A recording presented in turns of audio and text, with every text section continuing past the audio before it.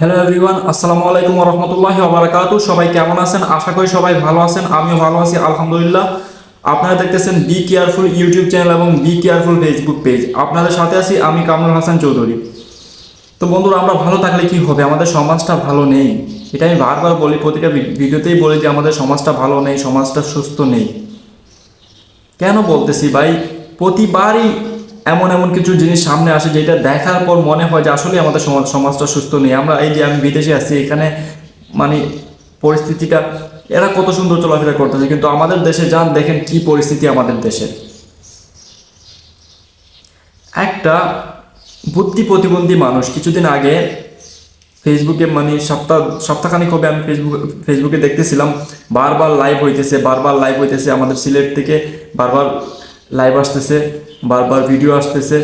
একটা বুদ্ধি প্রতিবন্ধী মানুষ, সে হয়তো নিজের এলাকা ছেড়ে অন্য এলাকায় গিয়ে ঢুকে পড়েছে ভুলে ভুলে।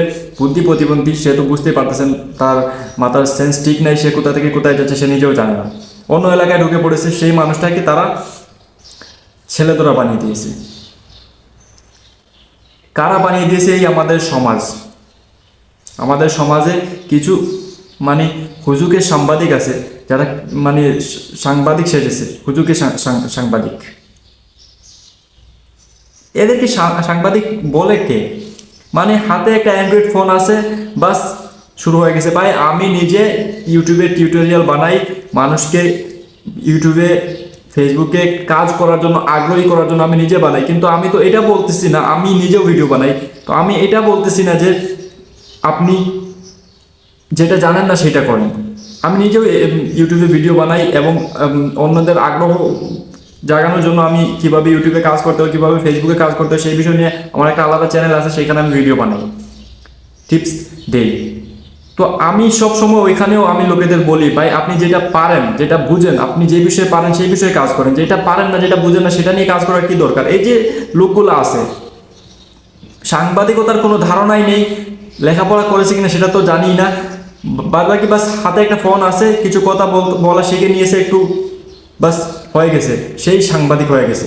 সেই ফোন সামনে নিয়ে লাইভ চালু করে দিয়ে সাংবাদিকতা করতেছে। এই লোকগুলোর কারণে কিন্তু আজকে সমাজটা ধ্বংসের দিকে যাচ্ছে। ভাই জানেন, আপনি একটা জিনিস জানেন, বুঝেন, তারপর সেটা ভালো করে জেনে বুঝে তারপর সেটা সমাজের কাছে প্রচার করেন, মানুষের কাছে প্রচার করেন। শুধু শুধু শুধু শুধু কেন আতঙ্ক ছড়াচ্ছেন? না জেনে না বুঝে শুধু আতঙ্ক ছড়াচ্ছেন মানুষের কাছে। এই জিনিসটা জানার পর যারা এই লোকটাকে চিনে না, তারা তো আতঙ্কে পড়ে গেল। আর যারা জানে তারা তো ভাবতেছে এই লোকটা মানে একজন বুদ্ধি প্রতিবন্ধী, তাকে এইভাবে কেন ফাঁসানো হচ্ছে।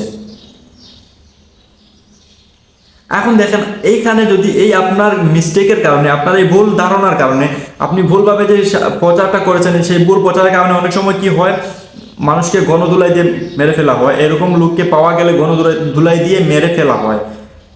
তো এই মানুষটা তো হয়তো আইনের আওতায় আসার কারণে মানুষটা বেঁচে গেছে। যদি মানুষটা আইনের আওতায় না আসতো আর এইরকম পরিস্থিতিতে থাকতো, তাহলে তো হয়তো মানুষ এই লোকটাকে মেরেই ফেলতো।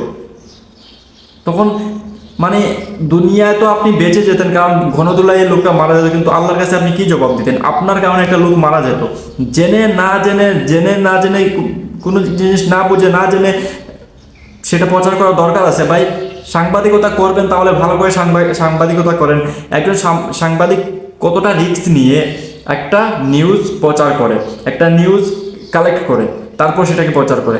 একটা নিউজ, আপনি একটা সঠিক নিউজ কালেক্ট করেন, একটা ভালো নিউজ কালেক্ট করেন, যেই দুর্নীতিগুলো দেশের মধ্যে হইতেছে সেইগুলো নিয়ে ভাবেন, সেইগুলো খুঁজে বের করেন, সেখান থেকে একটা ভালো নিউজ কালেক্ট করেন এবং সেটা সমাজের সামনে তুলে ধরেন। দুর্নীতি যেগুলো হইতেছে, বড় বড় লিডাররা, নেতারা যে দুর্নীতিগুলো করতেছে, তাদের পিছনে লাগেন। সাধারণ একটা মানুষ তার পিছনে কেন লাগতেছেন? এখন দেখেন, এই সাংবাদিক যেগুলো হয়েছে, হুজুগে সাংবাদিক, তাদের কাজ নেই তো, তারা কোনো কাজ পাচ্ছে না, কন্টেন্ট খুঁজে পাচ্ছে না, তারা এখন বড় একটা জায়গায় যেতেও পারবে না, কারণ তারা আসলে সাংবাদিকই না। তো ওইখানে যেতে হলে তো তার প্রমাণ দিতে হবে, আমি একজন সাংবাদিক, সেটা প্রমাণ দিতে হবে, সেটা তো কখনো সে দিতে পারবে না। সেজন্য সে ওই জায়গাতে যাইতেছে না, রাস্তাঘাটে ফোন নিয়ে ঘুরে বেড়াচ্ছে। কোথাও যদি কোনো একটা সামান্য জিনিস মানে একটু সন্দেহজনক হয়, সেটাতেই শুরু করে দিয়েছে সাংবাদিকতা, বুঝে না বুঝে শুরু করে দিয়েছে। সেখান থেকে এই যে একটা মানুষ, এখন এই মানুষটা হয়তো আইনের আওতায় আসায় সেই মানুষটা বেঁচে গেছে, তার এখন পরিচয় বেরিয়েছে যে সে একজন বুদ্ধি প্রতিবন্ধী লোক।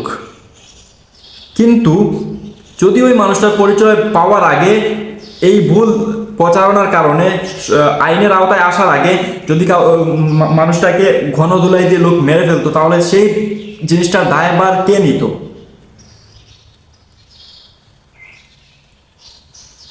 সাংবাদিকতা কি এত সোজা? ভাই আপনি সাংবাদিকতা করার কি দরকার? আপনি পাচ্ছেন না, কন্টেন্ট খুঁজে পাচ্ছেন না, দরকার নেই, আপনি সাংবাদিকতা ছেড়ে দেন। আপনি অন্যান্য নানান ধরনের বিষয় আছে, নানান বিষয় নিয়ে মানুষ ভিডিও বানায়, ব্লগ বানায়, সেইগুলো করেন। এই জেনে না জেনে সাংবাদিকতা করার কি দরকার আছে? না বুঝে না জেনে যে কোনো কিছু নিয়ে আপনি সাংবাদিকতা শুরু করে দিয়েছেন, এগুলো ঠিক না ভাই। একটা মানুষকে ধ্বংসের দিকে আপনি টেনে দিলেন, একটা মানুষের জীবন নিয়ে আপনি খেলা করতেছেন। এরকম ভুলগুলা করতে করতে দেখেন, আজকে এই লোকটার সাথে করছেন, অন্য অন্য কোনো সময় অন্য কারোর সাথে করবেন, এরকম আপনার সাধারণ ভুলের জন্য একটা মানুষের জীবন চলে যেতে পারে।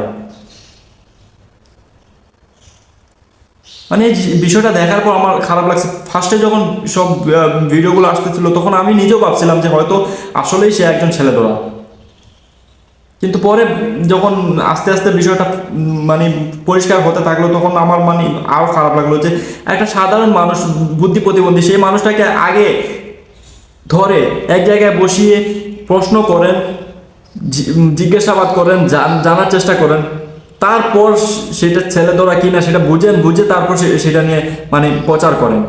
জেনে না বুঝে যা কিছু সামনে আসো সেটাই প্রচার করে দিতেছেন, এগুলো ঠিক না। কাজ শিখে কাজ করেন। আপনি ইউটিউবে কাজ করতেছেন, ফেসবুকে কাজ করতেছেন, ভাই কাজ শিখেন, কাজ শিখে কাজ করেন।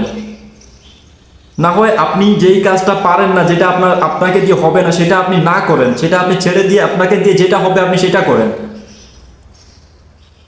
ইউটিউবে ফেসবুকে কাজ করার জন্য নানান কন্টেন্ট আছে ভাই, নানান ধরনের মানে ক্যাটাগরি আছে, নানান ক্যাটাগরিতে আপনি ভিডিও করতে পারবেন। আপনি ফুড ব্লগিং করতে পারবেন, আপনি মোটো ব্লগিং করতে পারবেন, তাছাড়া আপনি এই টেক রিলেটেড ভিডিও বানাতে পারবেন। নানান ধরনের কন্টেন্ট আছে, নানান ধরনের আপনি কন্টেন্ট বানাতে পারবেন। তাহলে কেন আপনি যেটা আপনি জানেন না, যেটা আপনাকে দিয়ে হবে না, সেটা আপনি কেন করতেছেন? আর যদি করতেই হয় তাহলে সেই কাজটা আপনি জেনে বুঝে সুন্দরভাবে করেন, সেটার বিষয়ে ধারণা নেন, সেটা কিভাবে করতে হবে, এবং জেনে বুঝে তারপর কাজটা করেন। কাজটা করতে গিয়ে সেটার একটা সিস্টেম আছে।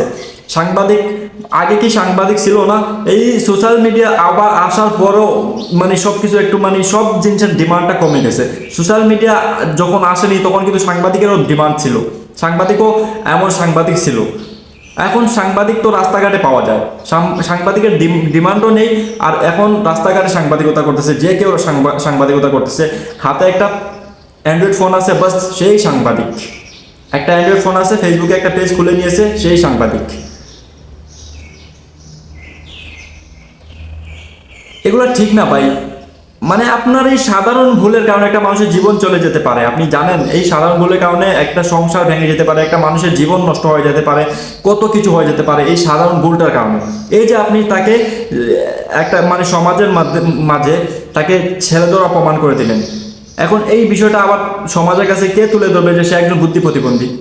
এখন এমন কোনো জায়গার লোক আপনার এই ফার্স্টের ভিডিওটা দেখছে যে সে ছেলেধরা, এই ভিডিওটা দেখে নিয়েছে, কিন্তু তারপর কেউ আপনি পরে যে বলতেছেন যে সে আসলে বুদ্ধি প্রতিবন্ধী, সেটা আর দেখে নাই।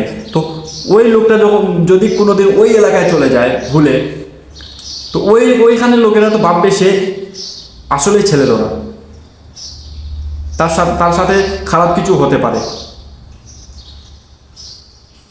এগুলা ঠিক না। জেনে বুঝে কাজ করেন, সাংবাদিকতা করতে হয় জেনে বুঝে করেন। এই জন্যই বলি ভাই, আমাদের সমাজটা ধ্বংসের দিকে চলে যাচ্ছে, আমাদের সমাজটা নষ্ট হয়ে যাচ্ছে এই সময়ে এসে। আমরা বিভিন্ন বাইরের রাষ্ট্রে, এখন আমি ওমানে আছি, বর্তমানে ওমানে অবস্থান করতেছি, আমরা বিভিন্ন বাইরের রাষ্ট্রে দেখতেছি ভাই কত শান্তিতে তারা চলাফেরা করতেছে, কিন্তু আমাদের দেশে শান্তির কোনো লেশ নাই। আমাদের দেশে শান্তি বলতেই নাই। প্রতিদিন একটা না একটা উচ্ছৃঙ্খল, প্রতিদিন একটা না একটা উচ্ছৃঙ্খল আছেই আছে। একটা কেন বলতেছি, প্রতিদিন হাজারটা উচ্ছৃঙ্খলের বিষয় চলে আসছে। ফেসবুকে ঢুকলেই এই সমস্যা, ওই সমস্যা, এখানে মার্ডার হয়েছে, ওইখানে খুন হয়েছে, ওইখানে র্যাপ হয়েছে, এইগুলাই আমাদের দেশের মানে সমস্যা প্রতিনিয়ত। বেরিয়ে আসে। এই যে বড় বড় জিনিসগুলা, রাস্তাঘাটে দুর্নীতি হইতেছে, রাস্তা বানাতে গিয়ে দুর্নীতি হচ্ছে, ব্রিজ বানাতে গিয়ে দুর্নীতি হচ্ছে, সরকারিভাবে বড় বড় লেভেলে দুর্নীতি হচ্ছে, সেই দুর্নীতিগুলো কেন তুলে ধরতেছেন না? আপনি যদি এত বড় সাংবাদিক, তাহলে সেই বিষয়ে যান, সেই বিষয়ে তুলে ধরার চেষ্টা করেন, সেইগুলা তুলে ধরার চেষ্টা করেন সমাজের সামনে। এই সাধারণ মানুষগুলাকে নিয়ে এরকম মানে সাধারণ মানুষগুলার মাথা বিক্রি করে খাওয়ার চেষ্টা করবেন না। একটা লোকের মাথা বিক্রি করে আপনি একটা কন্টেন্ট বানাইছেন, সেইটা মানে আপনার ভাইরাল হইতেছে, সেটা থেকে আপনি খাইতেছেন ইনকাম করে, এগুলো ঠিক না। তো ভাই, এখন সময় আছে, সবাই ভালো হয়ে চলার চেষ্টা করেন, এখনো সময় আছে, নিজেকে শুধরান এবং আশপাশের লোককেও শুধরান, আমাদের দেশটাকে সুন্দর করে গড়ার চেষ্টা করেন। সবাই ভালো থাকবেন, সুস্থ থাকবেন, দেখা হবে নেক্সট ভিডিওতে। আমার আর বলার কিছু নাই ভাই, কি বলবো আমি একজন সাধারণ মানুষ, আমি তো মানে শুধুমাত্র আমার এই চ্যানেলটা খুলেছি মানুষকে সাবধান করার জন্য, মানুষকে বোঝানোর জন্য, সেই জন্য আমি এই ভিডিওটা বানালাম। তো সবাই ভালো থাকবেন, সুস্থ থাকবেন, আর নিজেকে শুধরানোর চেষ্টা করবেন এবং অপরকেও শুধরানোর চেষ্টা করবেন। আর দেখা হবে নেক্সট ভিডিওতে। আল্লাহ হাফিজ, আসসালামু আলাইকুম ওয়া রাহমাতুল্লাহি ওয়া বারাকাতুহু।